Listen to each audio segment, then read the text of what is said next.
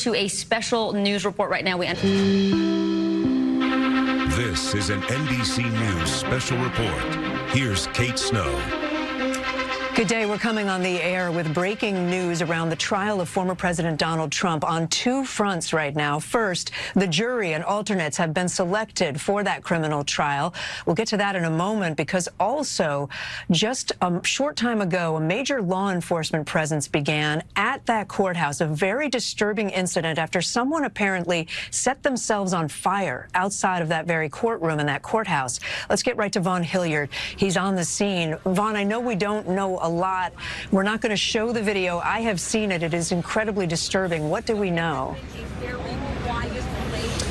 Kate, about 50 yards from the entrance to this courthouse where Donald Trump is currently inside, and just about 2 minutes after a full jury was impaneled, a man set himself on fire here in an area that is what they call the First Amendment area, where protesters are able to assemble.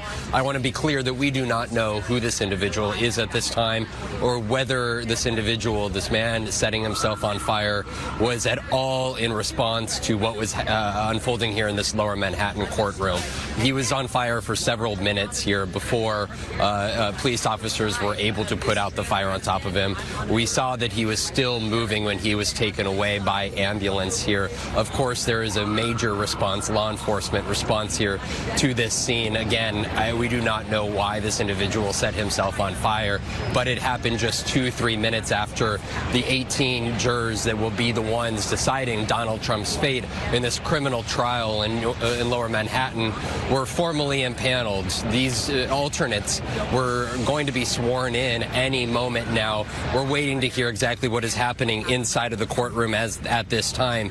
This is a major moment. Donald Trump, the first ever former president of the United States to stand criminal trial. We expect opening statements to begin Monday morning. We have a jury of 12 individuals, 7 men, 5 women, and then we have 6 alternates. We expect, again, opening statements to happen Monday morning. But I got to tell you, Chris, again, this man setting himself on fire just about 50 yards from the entrance of the courthouse. We are told that inside that sirens could be heard, multiple ambulances responding to the scene.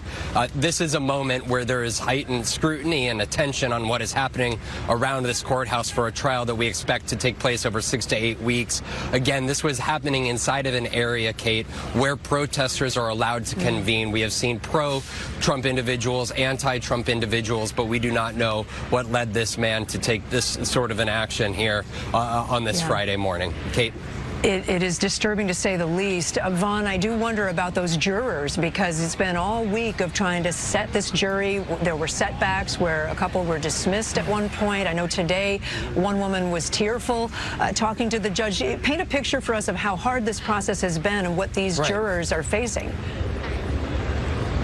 These jurors, when they were showing up to the courthouse, did not know that they were here for potentially serving on the Trump trial. And just this morning alone, 2 potential jurors broke down in tears because of their own anxieties and own reticence towards serving on the jury. 3 individuals, potential jurors, this morning were dismissed and excused after saying that friends, family had reached out to them asking if they were inside of the courthouse and potential jurors. And they said that they felt like they couldn't be fair and impartial because of the pressure, citing specifically feeling anxiety around serving on this jury. Of course, these individuals are all anonymous, but because of the process to try to find a fair and impartial jury, they are being asked in this setting about jobs that they have held, about their ages, whether they are married, have children, which neighborhood in New York City do they live in. And as you could expect, with those sorts of attributes and descriptions, people have been able to identify who these individuals are. And you saw even one individual who had been sworn in as a juror will come into this courthouse yesterday morning and go to the judge and say that in the last 24 hours that she had heard from friends, family, and even colleagues. And that is where you get to the intensity. This is not like a normal celebrity, even high-profile case, but this is 6 months from the general election for the White House, with the presumptive Republican nominee's fate, guilty or innocence on the line, potential imprisonment on the line. These these New Yorkers who come from every walk of life have been asked to serve on this jury here, and as most families in America could attest to, undoubtedly have friends, family on one side of the political aisle, one strong opinion on Donald Trump, and these individuals are going to be asked with so much on the line for our politics to make a legal decision based on the evidence and testimony they hear over these next 6 to 8 months, Kate. Vaughn, thank you so much. I'll let you go continue to report on the unfortunate incident that just happened outside the courthouse. Let me turn now to NBC News legal analyst Danny Savalos. Danny, first of all, this incident of a person lighting himself on fire apparently is certainly going to rattle everyone involved with this court proceeding, whether or not it's linked to the Trump proceeding or not. But can you talk about legally what happens next now that we have a jury?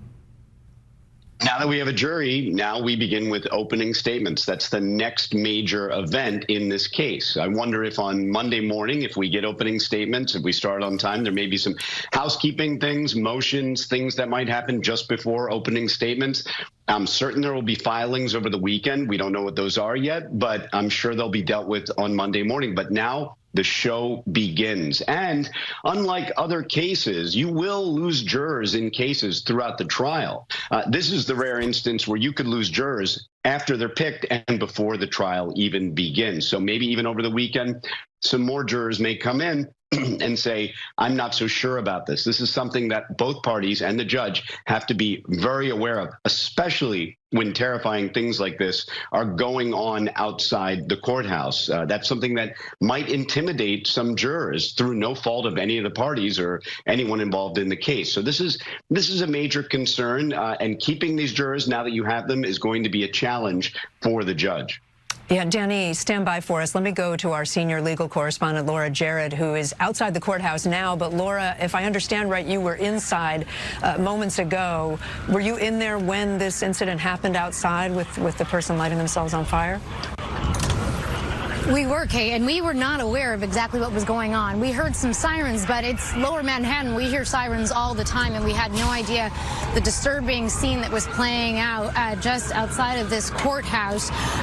Just moments ago, Judge Juan Merchan making it clear we now have a full panel of 12 jurors and 6 alternates, as you guys have been discussing for the last several moments. But the morning was quite tumultuous, Kate. I mean, several jurors becoming choked up, sobbing at one point, saying, I just can't do it, eventually getting excused one way or another. But it sort of underscores just the intensity of what is happening right now. This is not normal. None of this is normal, and the jurors are really feeling the weight of it.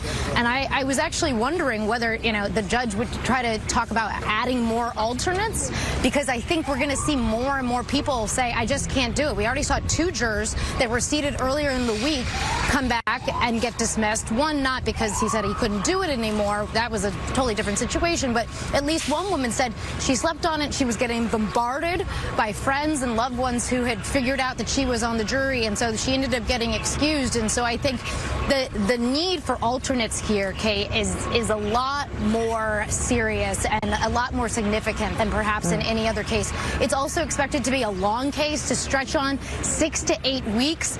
I think it's just the idea that these individuals will manage to stay anonymous, as the judge has ordered, is going to become increasingly more under scrutiny, Kate. Yeah. Laura, 2 questions. Do we know if this jury might be sequestered, if they might be, put in protective, a place where they'll be protected and can stay out of the public limelight?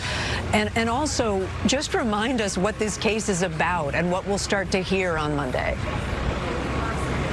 Yeah, so in terms of the sequestering, obviously that would be a significant step, being able to not, stay at home with your friends and family, and that would be certainly something I'm sure that the jurors would be dismayed by. The judge has not raised it. The lawyers haven't raised it so far. We'll see whether the security situation and certainly what happened today changes it.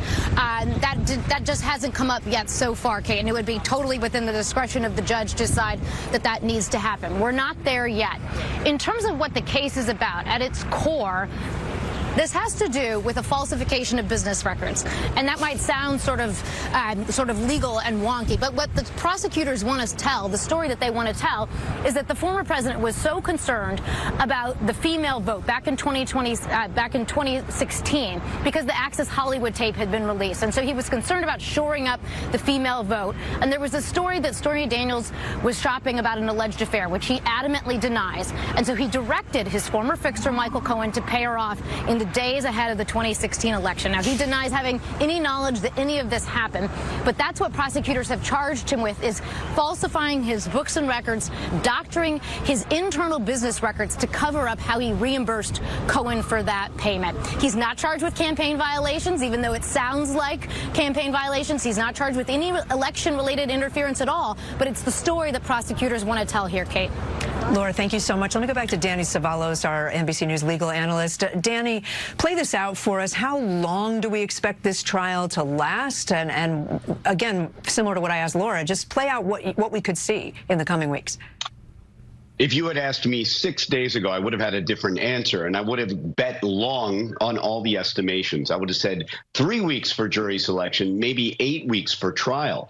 But Judge Merchan surprised everyone, at least surprised me, by getting to jury selection in such an important case in just a week. I cannot stress to you how surprising that is to me and to plenty of other lawyers I've talked to, many of us who have been on jury selection for weeks longer than that on cases that nobody has ever heard of.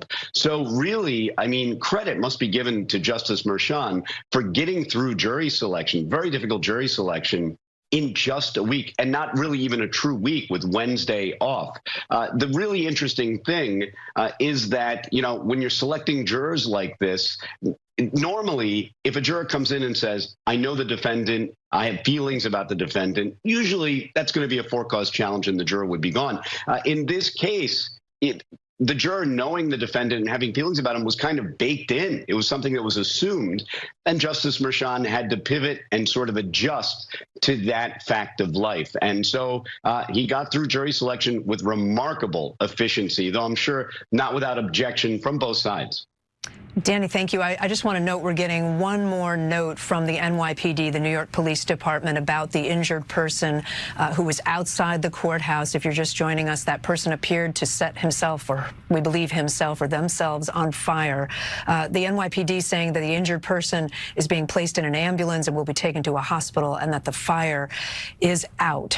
We will continue to report on this story and bring you everything we know, obviously. If I can go back to Laura just for one last comment, Laura, outside of the courthouse.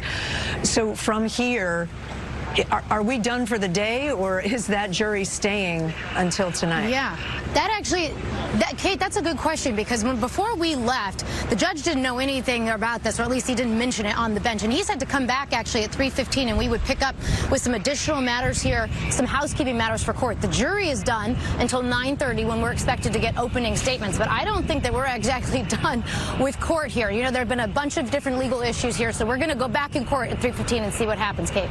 All right, Laura Jarrett for us. Thank you, Danny Savalos and Tavon Hilliard. That concludes this NBC News special report. As we say, we have much more reporting to do on the situation at the courthouse. You can find the latest in our reporting on our streaming network, NBC News Now. You can also find all the latest online at NBCnews.com. And of course, a full wrap-up tonight on NBC Nightly News with Lester Holt. I'm Kate Snow. Thank you for watching.